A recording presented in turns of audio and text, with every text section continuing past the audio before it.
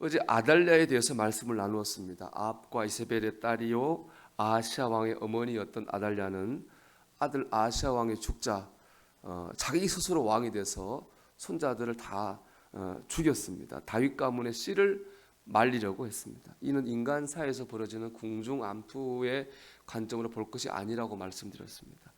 하나님의 구원 역사를 무력화시키려고 하는 영적인 전쟁이었다고 하는 것 제가 어제 말씀을 드렸습니다. 하나님께서는 아하시아의 누이 여호세바라는 사람을 통해서 아하시아의 어린 젖먹이 아들 요아스를 보호하게 하셨습니다. 그래서 다윗의 가문이 멸절되는 것을 막고 보호하신 거죠. 마귀의 시도를 무력화시키셨습니다. 그리고 아달랴가 왕이 된 지 7년째 되던 해에 아달랴를 죽게 하시고 숨겨놓았던 아들 요아스가 왕이 되게 하셨습니다.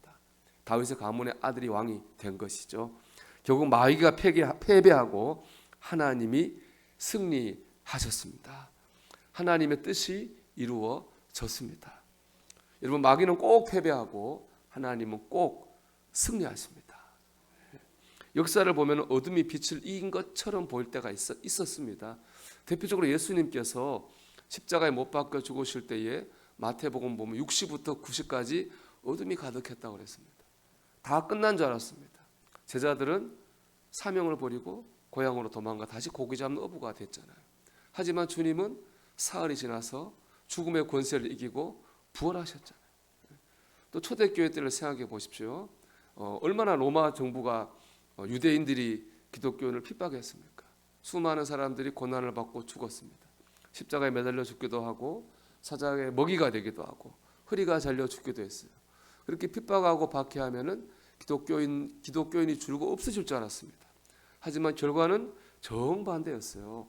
그럴수록 교인들이 점점 늘어가서 나중에 로마 인구의 절반이 넘는 사람이 기독교인이 돼서 어쩔 수 없이 기독교가 로마의 국교가 됐습니다. 잠시 어둠이 이긴 것처럼 보였지만은 결국은 하나님이 이기셨습니다. 오늘 말씀도 그렇잖아요. 아달랴가 불의한 방법으로 왕이 된 지 7년 되던 하나님 뜻이 이루어졌어요.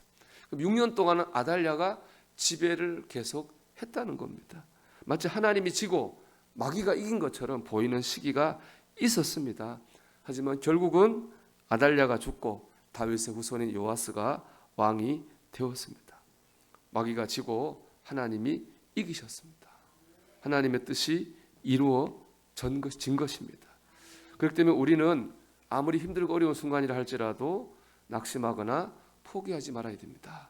왜냐? 하나님이 이기시기 때문에 그렇습니다. 복음성과 주만 바라볼지라 후렴구는 이렇습니다. 하나님 사랑의 눈으로 너를 어느 때나 바라보시고 하나님 인자한 귀로서 기울이시니 너의 작은 신음에도 응답하시니 너는 어느 곳에 있든지 주를 향하고 주만 바라볼지라. 여러분, 마귀가 지고 하나님이 이기는 것을 믿고 우리가 어느 곳에 있든지 간에 주님을 바라보시기를 주의 이름으로 축원합니다. 두 번째, 인내하여야 됩니다. 7년째 되던 해에 하나님의 뜻이 이루어졌어요. 그러면 그동안의 6년 어떤 시간입니까? 인내의 시간이요, 준비의 시간입니다. 먼저 젖먹이 요아스가 자랄 때를 기다려야 됩니다. 두 번째, 현재 왕인 아달랴를 이기려면 준비를 철저히 해야 됩니다.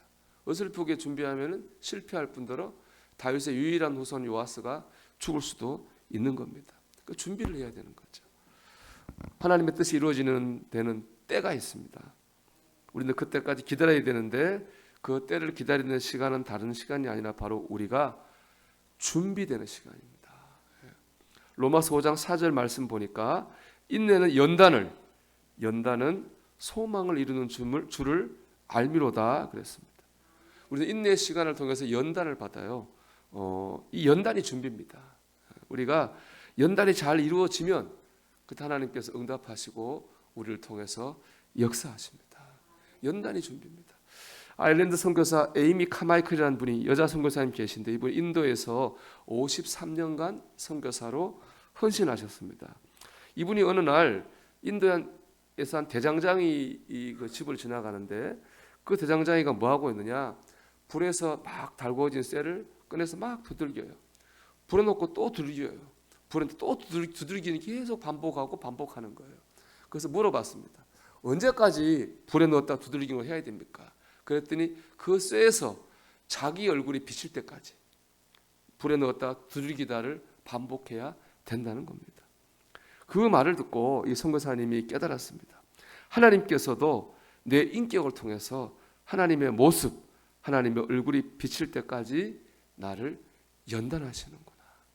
언제까지 연단하신다고요? 우리 모습에서 하나님의 형상이 나타날 때까지.